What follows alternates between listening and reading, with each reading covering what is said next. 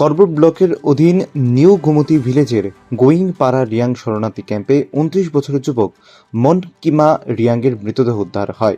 নতুন বাজার থানার পুলিশ ঘটনা তদন্ত শুরু করেছে। ঘটনাটি খুন বলে সন্দেহে ৩ জনকে পুলিশ আটক করে নতুন বাজার থানায় নিয়ে গেছে। শরণার্থী ক্যাম্প থেকে উদ্ধার হলো রক্তাক্ত যুবকের মৃতদেহ।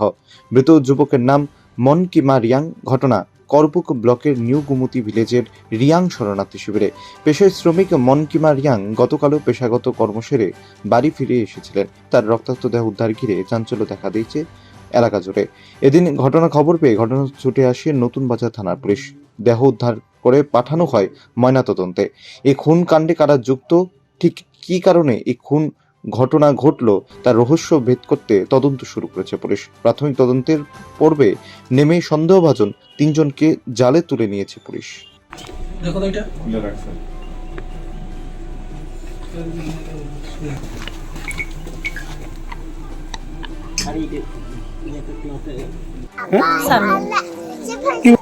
আমি তা করতে পারতাম না। আজকে সকালে আমি এখানে দুইজনে এখানে লাশ দেখছে, কে কইছে চিনে না কইছে। এরপরে আমি দেখতে চাইছি কইয়া আমি লামাইছে। এরপরে তারা চাপাল দেখছে। এরপরে আমি স্বামী কইয়া আমি কালকে দিনে ও কাজ করিয়া তারা বাড়িতে আইসে আর তারা বাড়িতে ঢুকছে। এরপরে তারা রেডি করলে তারা ফুলারে তারা লইয়া তারা এমনি দম করিয়া তারা হাসছে আর এরপরে আমি ভাত খাইছি, তারা তো খাইছে না। মনকিমা এখানে নেই, গোয়িংপাড়া।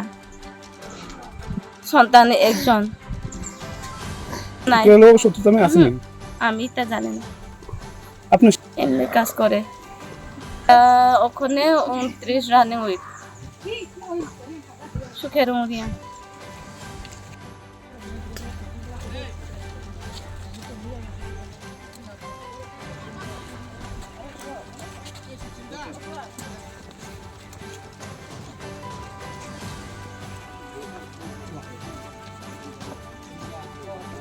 ব্যুরো রিপোর্ট, প্রগতি নিউজ।